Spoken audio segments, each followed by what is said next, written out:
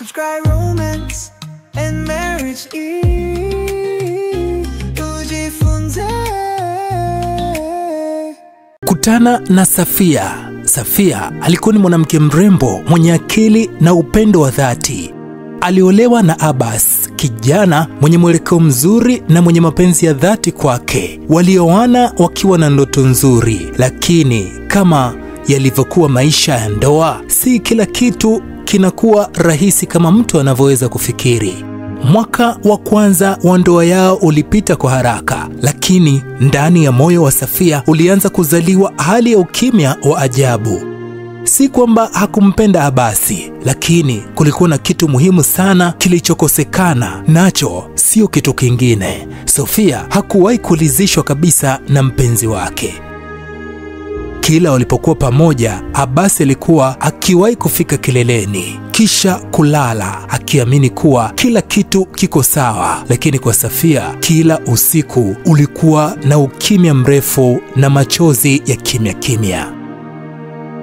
Alijaribu mara kadhaa kumwambia mume wake kwa ishara, kwa kauli laini, lakini Abasi hakuwa mwepesi wa kuelewa. Aliamini kuwa tendo la ndoa ni jambo la haraka tu.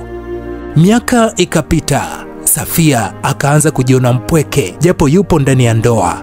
Alijaribu kuzungumza na rafiki zake. Mmoja akamwambia, Safia, ukikaa hivi hivi utazeeka ukiwa na huzuni kama mumeo hashughuliki na wewe. Tafuta anayekuelewa huko nje, si lazima akuoe, lakini atakupa unachokosa. Maneno yale yalimuingia Safia kama sumu tamu. Alianza kufikiria, akawa na wasiwasi, lakini siku moja akajikuta akimjibu message mwanaume aliyekuwa akimwongelesha Instagram kwa muda. Mwanaume huyo ambaye alionekana mwenye kujua kuongea, mwenye maneno ya kueleweka na mashairi ya mapenzi. Safia akatumbukia kwenye mtego na akatumbukia kwenye penzi la kijana huyo, huku akiwa anajua fika yeye ni mke wa mtu. Siku moja walipanga kukutana na walifanikiwa kukutana. Waliongea, wakacheka na baadaye wakajikuta faragha. Lakini cha kushangaza, hata yule mwanaume hakuweza kumfikisha kule alikokuwa akitamani kufika. Alijisikia aibu, akajilaumu, lakini bado akakutana na mwingine na mwingine, na hakuna aliyetimiza kile alichokuwa anakitaka.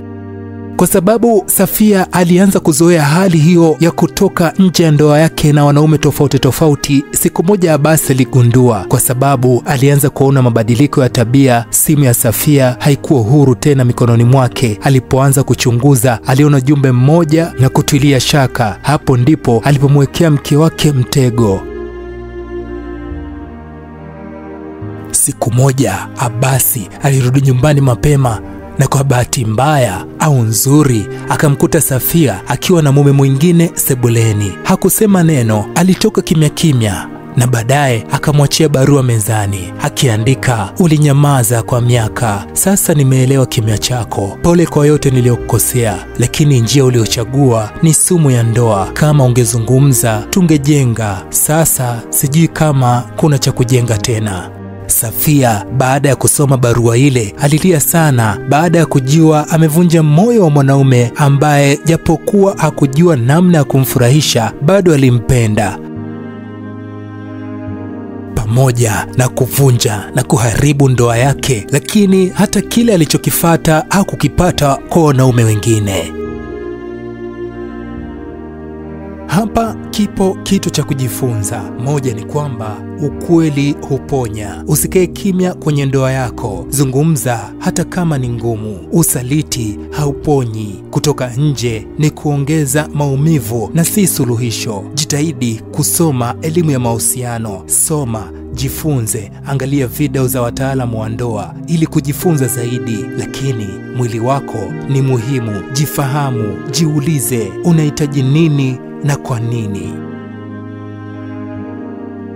Kama mumeo ana changamoto ya kutokukufikisha, basi zungumza naye na fanya kila jitihada kuhakikisha kwamba unamsaidia kuondokana na tatizo hilo, na sio kutafuta wanaume nje, jambo ambalo linaweza kukuharibia ndoa yako na kile unachokihitaji ukakikosa pia. Hii ni Romance and Marriage. Mimi ni Hassan Yusuf. Subscribe Romance and Marriage. marriage eve.